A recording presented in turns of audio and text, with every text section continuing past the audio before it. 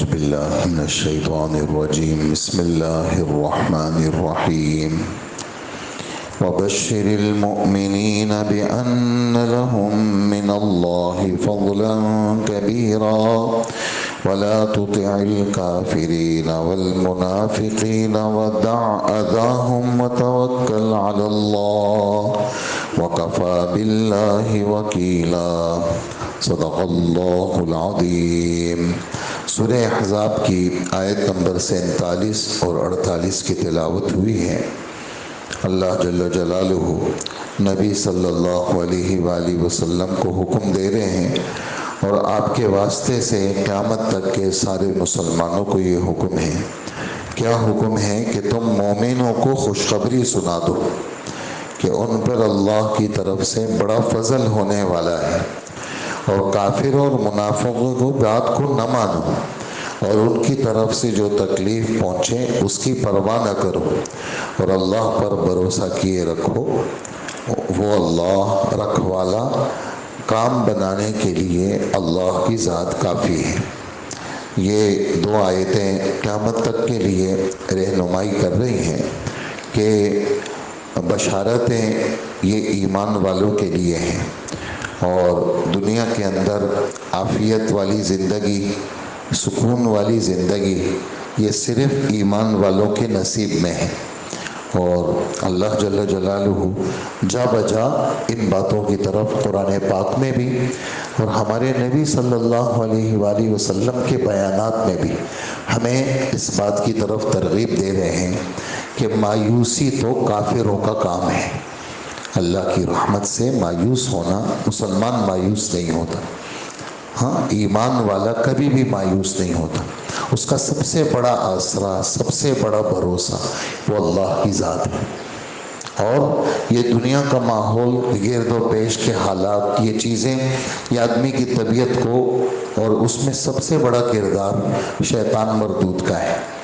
اور شیطان مردود ذرا سی آپ نے اس کو شے دے دی، معمولی سی آپ نے شیطان کو توجہ دے دی، بس وہ ایک دیوار کھڑی کر دے گا اور اللہ جل جلالہ کی ذات سے آدمی کو دور کر دے گا۔ اور جبکہ بشارتیں صرف ایمان والوں کے لیے، اور مایوسی کچھ بھی نہیں۔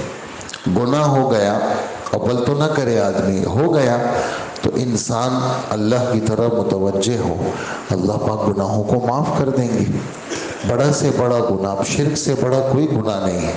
ایک آدمی توبہ کر لے، اللہ جل جلالہ شرک کا گناہ بھی معاف کر دے۔ یعنی اللہ کے ساتھ بغاوت کا جو جرم ہے، اس سے بڑا جرم کوئی نہیں ہے۔ اللہ سارے گناہ معاف کر دیں گے۔ علماء لکھتے ہیں کہ گناہوں کی مثال یہ کپڑے کے میل کی طرح ہے، اور اللہ کے بخشش کی مثال یہ ٹھاٹے مارتا ہوا سمندر اور خوب تیز بہتے ہوئے دریا کی طرح ہے۔ گناہ کا میل کتنا ہے؟ کا تھوڑا سا، اور رحمت کیسی ہے؟ جیسے دریا جیسی رحمت۔ تو اس رحمت جو دریا جیسی رحمت ہے، اس کے سامنے گناہ نہیں ٹکتے۔ اسی لیے بشارتوں کا حکم ہے کہ ایمان والے، وہ ساری بشارت ہے۔ ایمان والے مسجد کی طرف چلتے ہیں تو اس کی بخشش ہے، ایمان والے نے وضو کیا تو اس کی بخشش ہے، ایمان والے نے نماز پڑھی، آپ ہم سب نے نماز پڑھی، اللہ کا فضل ہے۔ کبھی کبھار آدمی، یہ شیطان نماز کے بارے میں بھی کہتے ہیں تیری کہاں بخشش ہوگی، تو ایسا ہی ہے، تو تیری تو نماز سے بھی بخشش نہیں ہوگی۔ تو کبھی کبھار ایسی کیفیت ہو جاتی تھی، آدمی کہتا ہے کہ اچھا بخشش نہیں ہوگی، چلو میں نماز ہی نہیں پڑھتا۔ تو اس قسم کی چیزیں آدمی اس کو بالکل کسی طرح بھی توجہ نہ دے۔ اور یہ والی آیتیں جو بشارتوں کا جس میں ذکر ہے کہ حضور صلی اللہ علیہ وآلہ وسلم کو اللہ پاک بار بار جگہ جگہ فرماتے ہیں آپ بشارتیں دیں، اور حضور صلی اللہ علیہ وآلہ وسلم قیامت تک کے سارے مسلمانوں کو فرما رہے ہیں کہ بشروا وَأَمِّلُوا مَا يَسُرُّكُمْ، خوشخبریاں لے لو اور ان حالات کے منتظر رہو جو حالات تمہیں خوش کر دیں گے۔ اس وقت کیفیت ایسی ہے کہ افسردگی کا عالم ہے، کہ مت پریشان ہو، بس کچھ دیر کے بعد راحت ہونے والی ہے۔ کچھ دیر کے بعد ان مع العسر یسرا، ان مع العسر یسرا، بے شک بات ہے کہ اس وقت تنگی ہے، بہت زیادہ بے قراری ہے، اس تنگی کے متصل بات کیا ہے؟ آسانی ہے، یہ راحت ہے، اور راحت دینے والی وہ اللہ کی ذات ہے۔ اس وجہ سے بشارتوں کا ذکر ہے، اور فرمائیں کہ بار بار ایمان والوں کے لیے ذکر ہے کہ وَخْفِضْ جَنَاحَكَ لِلْمُؤْمِنِينَ، آپ اپنے طبیعت کو نرم رکھیں ایمان والوں کے لیے۔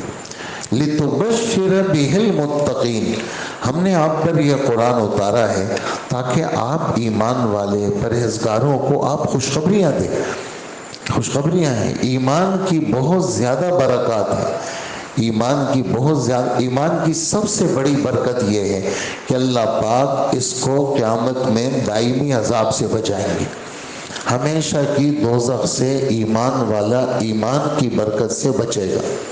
دنیا کے اندر ایک کافر ہے جس نے صرف کفر کے علاوہ کوئی گناہ نہیں کیا، مثال دے رہا ہوں، بچپن سے لے کر بڑھاپے تک 80-90 سال تک اس نے کوئی ایسی حرکت نہیں کی، پوری زندگی خوش اخلاقی میں، خرچ کرنے میں، اور اس نے کسی بھی انسان کو کیا، کسی حیوان کو بھی تکلیف نہیں دی، وہ بہت نیک آدمی تھا لیکن تھا کافر۔ اللہ جل جلالہ 19ویں پارے کے بالکل شروع کی دوسری تیسری آیت میں ارشاد فرماتے ہیں وَقَدِمْنَا إِلَى مَا عَمِلُوا مِنْ عَمَلٍ فَجَعَلْنَاهُ هَبَاءً مَنْثُورًا، ہم کل قیامت کے دن ان کافروں کے اچھے اعمال کی طرف متوجہ ہوں گے، لیکن ایمان نہ ہونے کی وجہ سے ہم اس کو ایسا بے جان کر دیں گے کہ اس کو اڑتا ہوا غبار بنا دیں گے، بالکل ختم۔ اور ایک مومن آدمی جس نے پوری زندگی میں کوئی نیکی نہیں کی، صرف اس کے پاس ایمان ہے، ایک لا الہ الا اللہ محمد الرسول اللہ اس کے پاس کلمہ ہے، بس کسی موقع پر اس نے ایک دفعہ یہ کلمہ پڑھا ہے، یا کسی موقع پر وہ اللہ سے ایک دفعہ ڈرا ہے، ایک دفعہ کسی موقع پر، 90 سال کی عمر میں کوئی اس کے پاس نیکی نہیں ہے، صرف ایمان کی نیکی ہے، تو اعلان کیا ہوگا؟ اخرجوا من النار من کان فی قلبہ مثقال ذرۃ من حبۃ من خردل من ایمان، دوزخ کی آگ سے ہر اس آدمی کو نکال دو جس کے دل میں ایک رائی کے دانے کے برابر بھی ایمان کی روشنی موجود ہے، وہ دوزخ میں نہیں جلے گا۔ گیا تھا تو دوزخ میں نماز نہ پڑھنے کی وجہ سے، گیا تھا دوزخ میں زکوٰۃ نہ دینے کی وجہ سے، گیا تھا دوزخ میں گناہ کی وجہ سے، لیکن اس کے دل میں ایک معمولی سی ایک روشنی تھی، کہا اس کو دوزخ سے نکال دو اور اس ایمان کی برکت سے اس کو جنت میں بھیج دو۔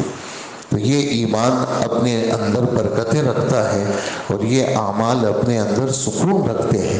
یہ اعمال ایسے نہیں ہیں، ان اعمال کے دور رس نتائج ہیں۔ کبھی کبھار آدمی کے سامنے عمل اپنا شیطان چھوٹا کر کے دکھاتا ہے، یہ چھوٹے نہیں ہیں، ان کی یہ بہت بڑے عمل ہیں، اور حضور صلی اللہ علیہ وسلم اس کی ایک مثال دیتے ہیں، جس سے بات واضح ہو جاتی ہے۔ ارشاد فرماتے ہیں کہ تمہارے جو مرنے والے جو اس دنیا سے گئے ہیں، یہ ان کو ایسا سمجھو جیسے کہ ایک ڈوبتا ہوا آدمی سمندر میں ڈوب رہا ہے اور اس کو تنکے کا سہارا چاہیے، اور کیا کیا تم نے اس کے لیے اللہ سے بخشش مانگی، تم نے اس کے لیے اللہ سے بخشش مانگی، تو اللہ کے رسول صلی اللہ علیہ وسلم فرماتے ہیں یہ ایمان والوں کے اعمال پہاڑوں جیسے اللہ بنا کر کے ان مردوں کے سامنے پیش کرتے ہیں، اور سب سے بڑا تحفہ کوئی زندہ اپنے کسی مردہ پیارے کے لیے، والد کے لیے، والدہ کے لیے، بیوی کے لیے، بچے کے لیے، دادا کے لیے، دادی کے لیے، استاد کے لیے، کسی کے لیے بھیجتا ہے، فرمائے سب سے بڑا ہدیہ وہ استغفار کا ہدیہ ہے، اپنے بزرگوں کے لیے استغفار کا ہدیہ۔ وَإِنَّ هَدِيَّةَ الْأَحْيَاءِ لِلْأَمْوَاتِ الْإِسْتِغْفَارِ، ان کے لیے اللہ سے بخشش مانگنا، یا اللہ میرے ماں باپ کی بخشش کر لے۔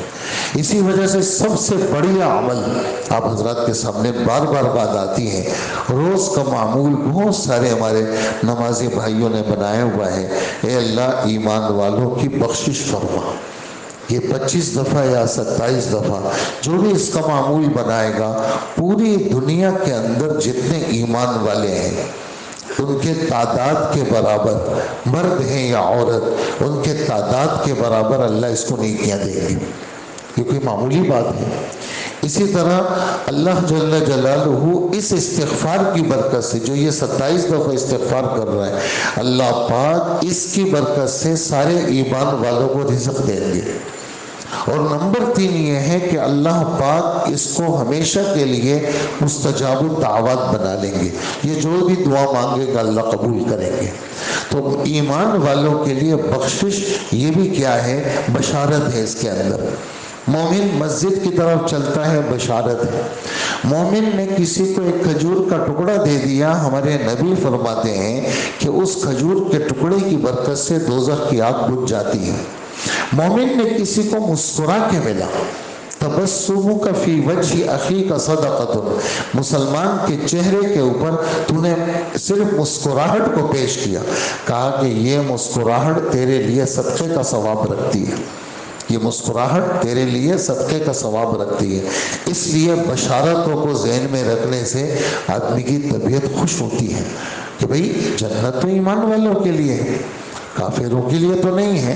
اس لیے فرمائے کہ ایمان والوں کو خوشخبریاں سناتے رہے، ایمان والوں کو ہمارے رائمنڈ کی ہدایات میں کہ بھئی بیان آپ نے بیان کرنا ہے تو عمومی مجمع میں آپ نے پھرنا ہے، لوگوں کو آپ نے ترغیب دینی ہے۔ فرمایا کہ لوگوں کو بشارتیں زیادہ سناؤ، اور جو وعیدیں ہیں جس کے اندر آگ کے بارے میں ذکر ہے، کہا کہ وہ صرف اتنی مقدار میں سناؤ جیسے آٹے میں نمک ہو، جیسے آٹے میں کیا ہو؟ نمک ہو۔ بشارتیں زیادہ سناؤ۔ ہمارے نبی صلی اللہ علیہ وسلم صحابہ کو بھیجتے تھے، حضرت ابو موسیٰ اشعری، حضرت معاذ بن جبل، ان کی تشکیل تھی یمن کے 2 صوبوں میں، ایک کو ایک جماعت کا امیر بنایا ایک صوبے کا، اور ایک کو دوسرے صوبے کا امیر بنایا۔ ان کو جاتے وقت جو آپ کی ہدایات تھی، ان ہدایات میں ایک جملہ سنیے آپ کہ اللہ کے رسول فرماتے ہیں، بشرا ولا تنفرا ویسرا ولا تعسرا، اے معاذ اور اے ابو موسیٰ، لوگوں کو خوشخبریاں دو، لوگوں کو مذہب سے بتکایا مت کرو کہ وہ بتک جائیں، لوگوں کے لیے آسانیاں پیدا کرو، لوگوں کے مشکلات پہ مت ڈالا کرو۔ اور اللہ کے رسول جب اور عام صحابہ کو بھیجتے تھے کہ ایک تو تثنیہ کا صیغہ ہے، ایسے ہی جمع کے صیغوں کے اندر بشارتوں کا ذکر ہے، اس لیے بشارتوں کو سامنے رکھتا ہے آدمی تو آدمی کی طبیعت کیا ہوتی ہے؟ اس میں آدمی کی طبیعت پرسکون رہتی ہے، خوش رہتی ہے۔ پھر اس مشن کے اندر تنگیاں آتی ہیں، یہ قیامت تک تنگیاں ہوں گی۔ یہ جو مشن ہے اللہ کی بات کو زندہ کرنے کا مشن، اللہ کی بات دنیا میں زندہ ہو، اس کو نہ کافر چھوڑیں گے نہ منافق چھوڑیں گے، جو پکے اور بہت سارے ایمان والے بھی اس میں خلل ڈالیں گے، آپ کے گھر کے لوگ خلل ڈالیں گے۔ تو فرمایا کہ کبھی بھی ایسے لوگوں کا کہنا مت مانیے۔ کبھی اللہ کے رسول نے کسی کا نہیں مانا۔ ایک دن آپ تشریف لائے تو کافر بڑے بڑے سردار بیٹھے ہوئے، اس وقت نیا وقت تھا، اور ابو طالب اللہ کے رسول سے کہہ رہے ہیں کہ بھتیجے میں بوڑھا ہو گیا ہوں، یہ آپ کے قوم کے لوگ آئے ہیں اور یہ مجھ سے کہہ رہے ہیں کہ اپنے بھتیجے کو سمجھاؤ کہ یہ تبلیغ کا کام چھوڑ دے اور ہمارے بتوں کو برا نہ کہے اور ایک اللہ کی بات نہ کرے۔ دیکھو بھتیجے، میں کب تک تیرا ساتھ دوں گا؟ تو اللہ کے رسول صلی اللہ علیہ وسلم اس وقت جلال میں آئے اور کیا فرمایا کہ چچا جان، اگر یہ سورج میرے دائیں ہاتھ میں آ جائے اور یہ چاند میرے بائیں ہاتھ میں یہ لوگ رکھ لیں، اور یہ لوگ مجھ سے یہ کہیں، یہ مطالبہ کریں کہ یہ آسمانی باتیں بیان کرنا چھوڑ دو، تو میں کسی صورت میں اللہ کی بات نہیں چھوڑوں گا۔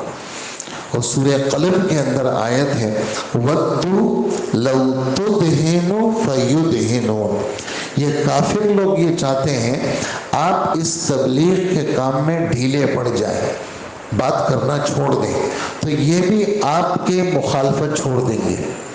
یہ سب باتیں ہمارے لیے ترغیب ہیں کہ یہ کام ایسا ہے، اللہ کی بات کو دنیا میں زندہ کرنا، اس میں رکاوٹیں ضرور آئیں گی، نفس بھی نہیں چاہے گا، لوگ بھی نہیں چاہیں گے، طبیعت بھی نہیں چلے گی، لیکن کیا فرمایا، اس کی پرواہ نہیں کرنی۔ اور کبھی کبھار ایسا ہوتا ہے، حضرت تھانوی رحمۃ اللہ علیہ نے یہاں ایک بہت عجیب جملہ لکھا ہے، بہت چھوٹا سا ہے لیکن بہت ایسا ہے کہ اتنا جاندار جملہ ہے۔ فرمایا اگرچہ طبیعت بعض چیزوں سے بہت تنگ ہو جاتی ہے، باطنی طور پر آدمی بہت زیادہ دشواریوں کا شکار ہو جاتا ہے، فرمایا ایسے اللہ کی بات کے پھیلانے والوں کو غمگین نہیں ہونا چاہیے، اس لیے کہ یہ جو باطنی تکلیف ہے، آدمی کی بے قراری ہے، روحانی طور پر یہ ترقی کا سبب ہے، اللہ کے ہاں قربت کا سبب ہے۔ اس وقت تو ہے تکلیف، اس وقت تو ہے بے چینی، لیکن اللہ جل جلالہ کے ہاں قربت کا سبب ہے۔ اسی وجہ سے حکم ملا کہ ہر موقع پر اللہ پہ بھروسہ کرے، اور کافی ذات، کام بنانے والی ذات وہ صرف کس کی ہے، وہ اللہ کی ذات ہے۔ اس لیے دائیں بائیں ہر طرف سے مخالفت ہوگی، لیکن کسی کی پرواہ کیے بغیر آدمی کو اللہ کی بات کے پھیلانے کے اندر پیچھے نہیں ہٹنا چاہیے۔ تو پورا دن، جیسے اب سے لے کر رات تک یہ پورا وقت ہے، اس میں یعنی ہم میں سے ہر ایک کی جو سوچیں ہیں، وہ تو آفس جانا ہے اور یہ پیمنٹیں دینی، ہم اس سے منع نہیں کرتے، لیکن اس وقت سے لے کر رات سوتے وقت تک میں اللہ کی بات کتنی جگہ کروں گا، میں لوگوں کو مسجد کی طرف کتنی جگہ میری بات ہوگی، اور میرے دل دماغ میں اللہ کے دین کے مٹنے کا کیا غم ہے۔ میرے گھر کی چیزیں اگر متاثر ہے تو میں غمگین ہوتا ہوں، لیکن اللہ کا حکم ٹوٹے، میری طبیعت پہ اثر پڑ رہا ہے یا نہیں، اور اس نافرمانی جو پھیلی ہوئی ہے میری طبیعت پہ کیا اثر ہے۔ تو یہ محمد صلی اللہ علیہ وسلم کا جو امتی ہے، اس کی مستقل 24 گھنٹے یہ ذہنیت ہو کہ اللہ کی بات دنیا میں زندہ ہو۔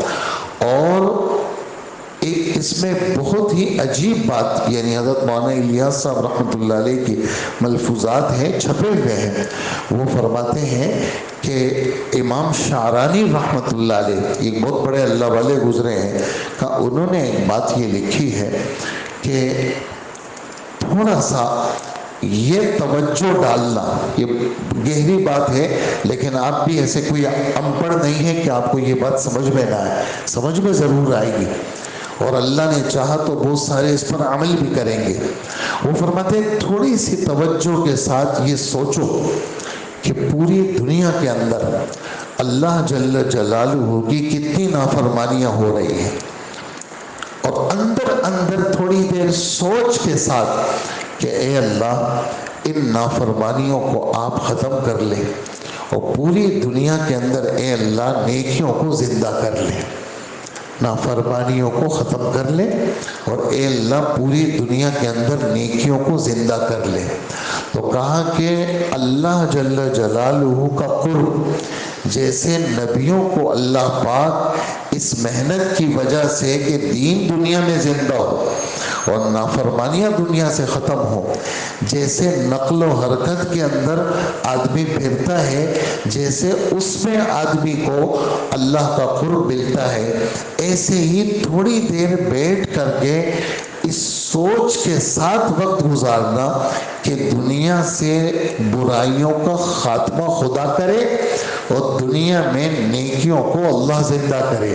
تو یہ تھوڑی دیر کی سوچ، اور یہ تھوڑی دیر کی اس سوچ میں جو دعا ہوگی، کا اس میں اللہ پاک اس بندے کو بہت بڑا روحانیت اعتبار سے اپنا قرب عطا فرمائیں گے۔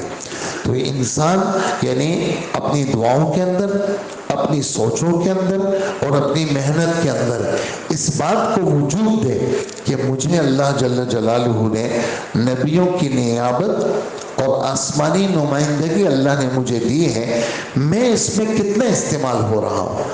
تو جب آدمی یہ کم سے کم سوچ میں لائے گا، دعاؤں میں لائے گا، تو اللہ پاک اس کے اس وجود کو اور اس کے بدن کو اس محنت کے لیے قبول کریں گے کہ اللہ پاک اس کی صلاحیتوں کو، اس کی سوچوں کو، اس کے پیسے کو، اس کے اوقات کو آسمانی باتوں کا لینا اور آسمانی باتوں کا دینا، دین کو لو اور دین کو دو، قرآن و حدیث سے لو اور لوگوں کے اندر اس خیر کو کیا کرو، تقسیم کرو، اور لوگوں سے اس کا کوئی بدلہ نہ چاہو، اور بدلہ کس سے چاہو؟ وہ اللہ کی ذات سے چاہو۔ تو یہ ان دو آیتوں کا ہمارے لیے حکم ہے کہ ایمان والوں کو بشارتیں دیں، اور ان بشارتوں کے پھیلانے میں رکاوٹیں آئیں گی، اس کی پرواہ نہ کریں، اللہ کی ذات پہ بھروسہ کریں، اور کام بنانے کے لیے اللہ کی ذات کیا ہے؟ کافی ہے۔ باقی زندگی تو گزر رہی ہے، لیکن یہ صبح شام کس پہ کٹ رہے ہیں اور کس وقت زندگی کی شام ہو جائے گی، یہ ہم میں سے کسی کو معلوم نہیں۔ بہت خوش قسمت ہے جس کی صبح شام کس میں ہو رہی ہے؟ آسمانی باتیں لینا اور آسمانی باتیں آگے دنیا کے اندر پھیلانا۔ اس سے بڑی محنت، اس سے بڑا کام اگر ہوتا تو اللہ نبیوں کو دے دیتے۔ یہ سب سے بڑا کام ہے، دین کو لینا اور دین کو دینا، دین کو لینا اور دین کو دینا، اور پھر اللہ کی ذات سے مدد کو مانگنا۔ یہ اللہ پاک نے اس چیز کو نبیوں کے پاس بھیجا، اور وہی چیز اس امت کی طرف اللہ پاک نے منتقل کی ہے۔ اللہ مجھے بھی نصیب فرمائے اور آپ کو بھی نصیب فرمائے۔ الحمدللہ رب العالمین۔